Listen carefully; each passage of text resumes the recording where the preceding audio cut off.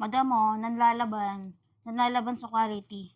Gucci inspired lang 'to guys, pero nanlalaban. Maganda pang office, maganda pang travel din.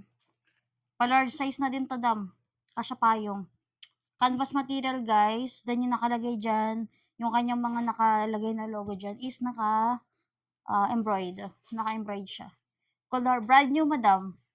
Brand new kasama nito, may kasama itong dust bag. Okay, brand new siya dam.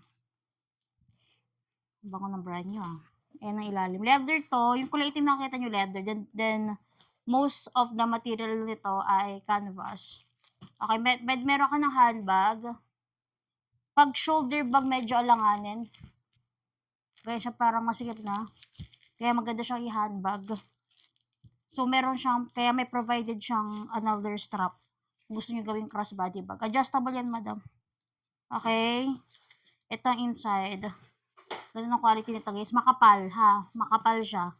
Inspired to pero makapal. Kung naghanap lang kayo ng makapal, gumo to, ma'am. Then, naka-Gucci. Yung kanyang puller.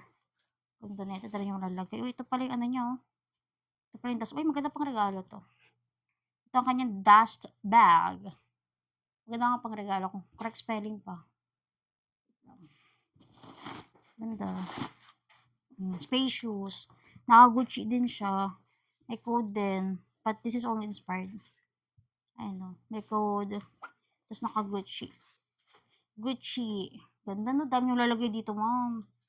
Ganda pang regalo to. Naglalaban sa quality nito, guys. Makapal siya. Kung nag-got lang kayo ng makapal, di ko pinipilit. Ayan, meron tayong makapal-kapal dyan, no. Gucci, ganda na, no. Maganda nga lang i-handbag tapos ilagay mo sa ano mo. Sa maleta mo, sa ibabaw.